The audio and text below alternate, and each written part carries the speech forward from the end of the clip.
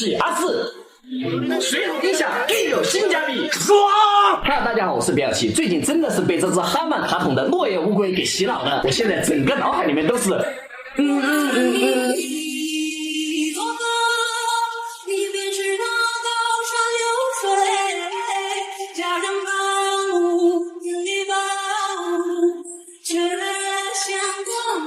所以今天呢，我也打算来自制一个哈曼卡孔音响，看看第一效果是不是真的有那么好。首先，能用钱解决的事情，绝对不给自己找麻烦。166全套的音响材料。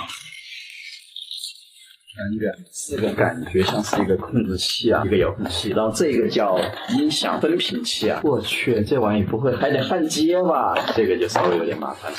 音响还是音响。刚问了一下老板啊，这个是高音，这个是中音，这个是低音，还算有点良心啊，整个品牌的给我。那接下来呢，咱们就按照步骤啊，把这些东西全给它组装一遍。现在先把这线给它全部焊上去。到现在这些线就已经全部连接好了，紧接着咱们就按照这些尺寸在这个桶上给它打上一些孔，再用锡焊把这个形状给它切割出来。这些孔洞现在都已经给它切出来了，然后咱们按照相关的这些位置给它塞进去。这就有点尴尬了，兄弟们，切小了。What the fuck！ 哎，这样就给它塞进去，用力加强。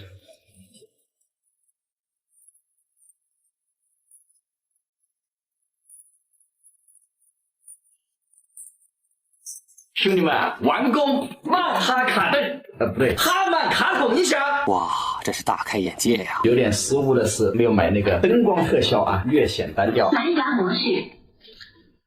哇，连接成功。有点猛啊，兄弟们啊，有点猛啊，感觉。来首歌啊。完整版落叶乌龟安排。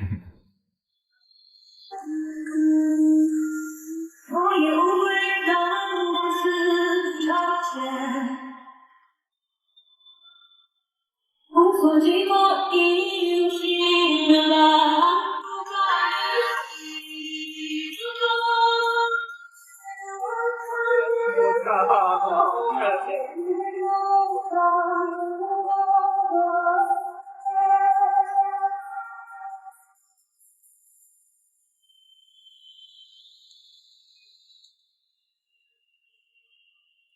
我靠，兄弟们，这个实在是太帅了！这个效果真的是直接震惊到我了，100多块钱的快乐，厉害！我再试个其他的，看看效果怎么样啊？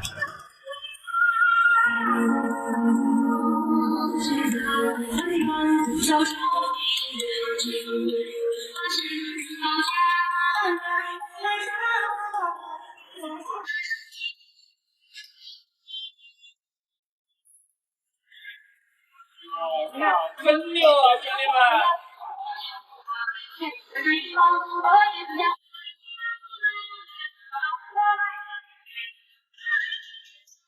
对于这个情况，我只能说牛掰！